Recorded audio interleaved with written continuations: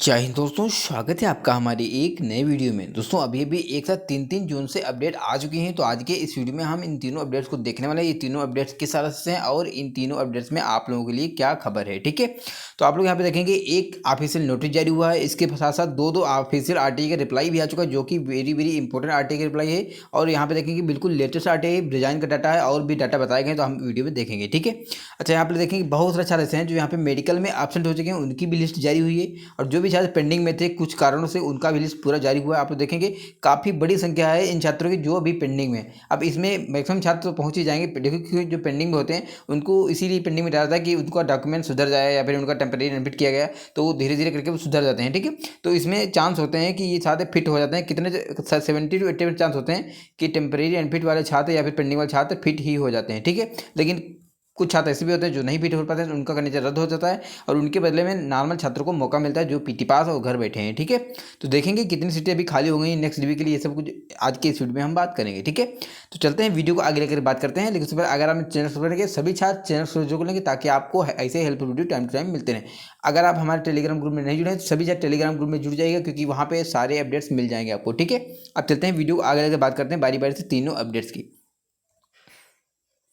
जैसे आप जाएंगे किसकी जगह पे SCR सिकंदराबाद जोन की साइड पे जाएंगे, तो कल मैंने इसकी रिगार्डिंग एक वीडियो बनाया था इवनिंग में, जिसमें मैंने बताया था कि यहाँ पे एक नोटिस आई, नोटिस री मेडिकल एग्जाम था, यानी कि थर्ड डी में जो थर्ड डी होता है इसमें कितने छात्र मेडिकल में अनफिट हो गए थे। तो यहाँ पे टोटल 37 छात्र थे जो मेडिकल में अनफिट हो चुके थे, ठीक है। तो मैंने जल्दी में ये वाला नोटिस नहीं देखा था। यहाँ पे देखें एक और नोटिस जारी हुआ था कल ही, notice to the candidate kept pending CNRC 019, ठीक है। तो हमने इसको नहीं देखा था, तो इसमें आप लोग देखेंगे बहुत ज़्यादा पेंडिंग में भी हो गए हैं, ठीक है, देखिएगा। अच्छा, हम अगर बात करें यहाँ पे थर्ड डीबी की, तो थर्ड डीबी 700 के आसपास में आई थी। यहाँ पे 73 छात्र डीबी में एब्सेंट हो गए थे थर्ड डीबी में। अभी आपने देखा 37 छात्र यहाँ पे क्या हो गए, 37 छात्र ऐसे हैं जो मेडिकल में अनफिट हो गए, ठीक है। अब यहाँ पे पेंडिंग वाली लिस्ट आप देखेंगे, ठीक है। जैसे आप जाएंगे सिकंदराबाद साइड पे तो आपको ये नोटिस दिख जाएगा 18/4/2024 की साइड में। अब यहाँ पे देखेंगे दक्षिण मध्य रेलवे साउथ सेंट्रल सिकंदराबाद जो, यहाँ पे देखेंगे क्या लिखा है, note for candidates kept pending in third phase DB CNRC 019 वगैरह वगैरह। यहाँ पे देखेंगे सारी बेसिक इन्फो बताएगा कि इनका थर्ड फेज जो DB चला वो कब से कब चला, जनवरी 2024 में इनका DB चला, कब से कब, 22 जनवरी से 1 तक चला, ठीक है। 22 जनवरी से 1 फरवरी तक इनका DB चला, थर्ड DB। और यहाँ पे 25 कैंडिडेट ऐसे पाए गए हैं जिनको पेंडिंग में डाला गया था, किस कारण से अभी हम आगे देखेंगे। पहले में देखेंगे तो यहाँ पे लिखा है लिस्ट ऑफ 8 कैंडिडेट, यानी कि 8 छात्रों की जो लिस्ट है उसमें क्या हुआ है, बहुत अच्छा मेडिकल में एब्सेंट हो गए। यहाँ पे लिखा है who remain medical absent for medical examination include वगैरह वगैरह, यानी कि यहाँ पे मेडिकल में 8 छात्र एब्सेंट हो गए जो मेडिकल कराने नहीं गए। यहाँ पे 73 छात्र DB में एब्सेंट हो गए और ये 8 छात्र मेडिकल में एब्सेंट हो गए, तो टोटल कितने हो गए आप लोग जोड़ लीजिएगा, ठीक है। अब इन छात्रों को एक और मौका दिया गया कि ये छात्र 29/4/2024 को पहुंच सकते हैं। अगर ये छात्र नहीं पहुंचे तो इन सारे छात्रों का कंडीशन रद्द हो जाएगा, नॉर्मल छात्रों को इसके बदले में लाभ मिलेगा। अभी हम देखेंगे किस कैटेगरी के कितने छात्र हैं, सब कुछ देखेंगे, ठीक है।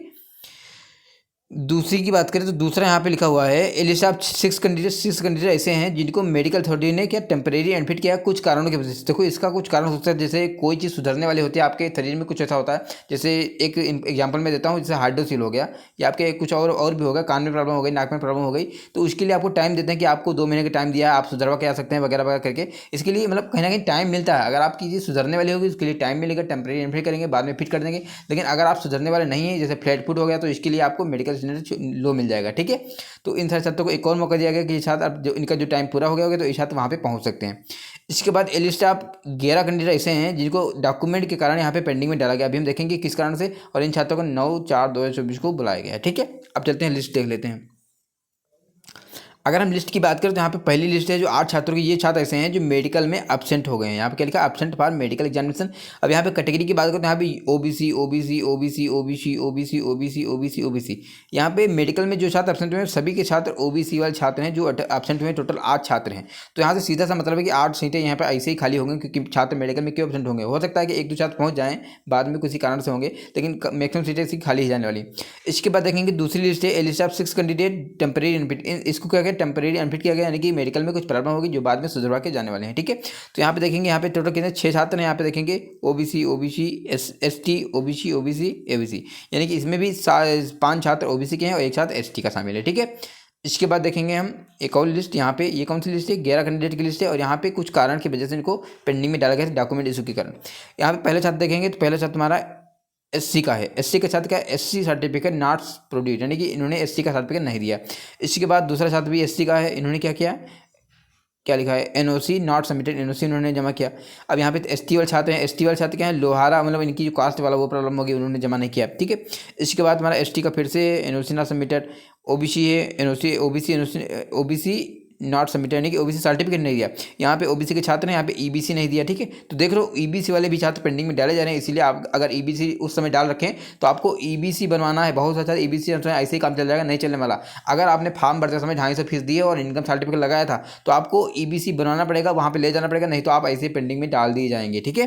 अब यहाँ पे देखेंगे एनओसी ओबीसी नॉट सबमिटेड वगैरह वगैरह, एनओसी नॉट, ठीक है। तो इस कारण से छात्र को पेंडिंग में डाला गया है। ये संख्या कितनी, 11 छात्रों की। अगर हम मोटा मोटा बात करें तो यहाँ पे 25 छात्र हो गए। अगर हम थोड़ा देख लें तो 25 छात्र तो यहाँ पे पेंडिंग में आपको दिख रहे होंगे, जो मेडिकल में एब्सेंट थे, टेम्परेरी अनफिट थे, और यहाँ पे डॉक्यूमेंट के कारण। प्लस 37 छात्र आपने देखा कि कल हमने डिस्कली वीडियो बनाया था, जो टेम्परेरी में कहने के मेडिकल में एब्सेंट थे, क्या होते मेडिकल में अनफिट थे।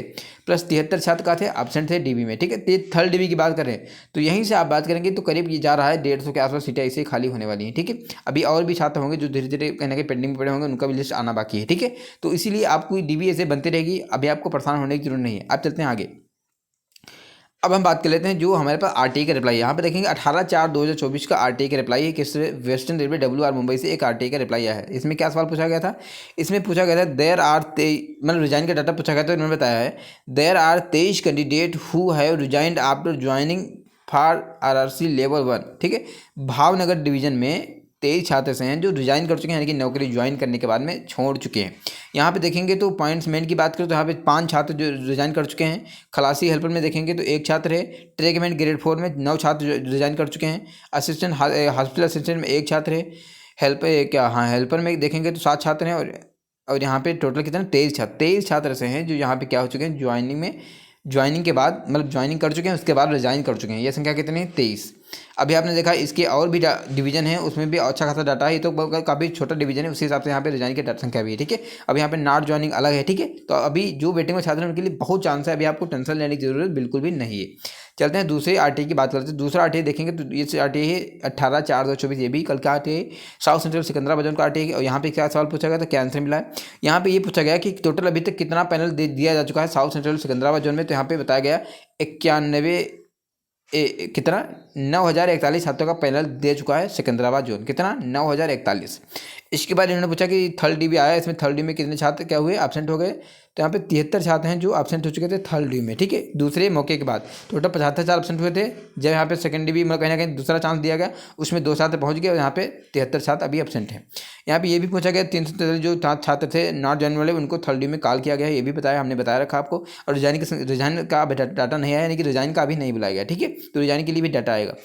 यहाँ पे 4 नंबर सवाल पूछा गया था, how many candidate are there category wise who have, यानी कि कितने छात्र 59.93 में के बीच में है। तो टोटल 12 छात्र हैं टोटल के इसके बीच में, इस नंबर के बीच में, ठीक है। तो ये रही सिकंदराबाद जोन की। जो सिकंदराबाद की बात करें यहाँ पे 4th डीबी आने वाली है और 4th डीबी अच्छी खासी सीटें पे आएगी। 4th डीबी के लिए आपको टेंशन में लेने की जरूरत नहीं है। अगर हम बात करें WR की, WR में तुम्हारी कौन सी डीबी आ चुकी है, 5th डीबी आ चुकी है, 6th डीबी यहाँ पे आएगी, बहुत जल्द आएगी। आपको उसके लिए टेंशन लेने की जरूरत नहीं, उसके लिए हमने बता दी कितनी सीटें हैं। अगर हम बात करें तुम्हारा कौन सा, हाँ सिकंदराबाद जोन की हमने बात ही कर ली अभी, ठीक है। तो अभी आपको परेशान होने की जरूरत, आप लोग बताइएगा आप किस RRC हैं और आपका कितना नंबर कम है। वीडियो अच्छा लगा वीडियो को लाइक कीजिएगा, चैनल को सब्सक्राइब कीजिएगा। मिलते हैं, bye bye, good afternoon, take care.